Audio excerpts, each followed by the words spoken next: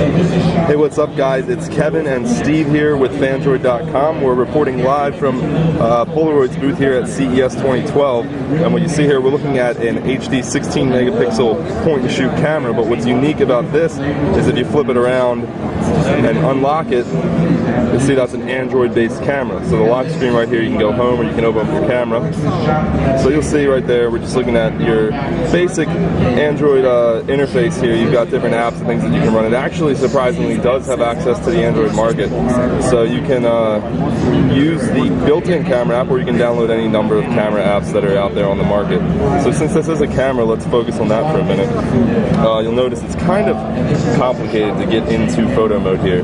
What you need to do first is unlock the device, and then once you have it unlocked, you hit the camera on button and you'll get your lens popped out, and then you're ready to shoot the camera. And I'm going to hand it off to Steve there. Can't really operate it with both hands, but you see, and the response time on snapping a shot here. It's actually got quite of a delay for a phone on a camera on a phone. Now, compared to like a couple of newer devices coming out, it's a really slow compared to that. So let me show you what would happen if you're trying to get a snapshot out of your pocket. The lens closes. No, it's okay, guys. Thanks. No, I'm just going over the phone. Thanks. So we turn it on, then you have to swipe to the camera or hit the camera button on top. About 5 seconds to that point, and then you have to snap an image. So you're talking about like 5 to 10 seconds to get an actual picture of what you're trying to take, and by that time, you're going to miss the shot. Now, it's not all bad with the camera. It does have some great features that you aren't going to find on any other Android phone. We've got a 3x optical zoom, which is going to let you get in with a much more crystal clear focus on distance shots than what you're going to get with your typical Android phone. It's also got 5x digital zoom for getting in a little extra close, but it does start to get grainy once you hit that digital zoom level. What you see on a normal, typical Android camera. Now, if we're looking at the hardware just to see what kind of buttons we have up top here, we're looking at on the side, there's actually a brightness adjustment right here. So you can adjust the brightness very easily for your pictures, and you have your zoom wheel here to go in and out on your zoom there, like we were talking about. And that's the camera button, and that's actually your button to snap pictures. It does do both photo and video.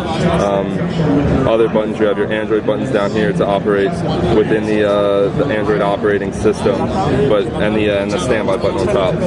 Overall, it's a very outdated design for an Android device, but it's kind of slick design for a camera built with the Android interface. Yeah, it's definitely a cool concept. You kind of got outdated buttons here, which is kind of going away.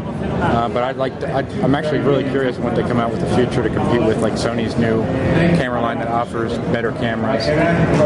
But seeing as most people are already replacing their point-and-shoot cameras with their cell phones, this is definitely a trend that is probably going to be appearing in the future. Actually, with this phone, you can sync it up with Polaroid's GL10 instant printer, and that's going to let you print photos directly from the phone right out of there, get your old school kind of Polaroid prints there. But you can also do all the sharing that is common with Android apps, Facebook, Twitter, and all those other things. So it's a very social camera, but it still has that old school Polaroid feel to it. And one other aspect we forgot to mention was it does have a microphone, which is most likely this right here, and it also has a speaker right here, I believe. And if that's the case, it has Wi-Fi, so you may be able to use this as like a SIP device, possibly with Skype or something like that, since it is connected to the market. Once we get a hands-on unit, we'll give that a shot. Yeah, no real information on the exact internal specs, but we're guessing it's not as powerful as your everyday dual-core processor kind of smartphone that's out there. So that's a first look at the smart camera powered by Android from Polaroid. Check it out. It'll be coming out soon, hitting markets everywhere.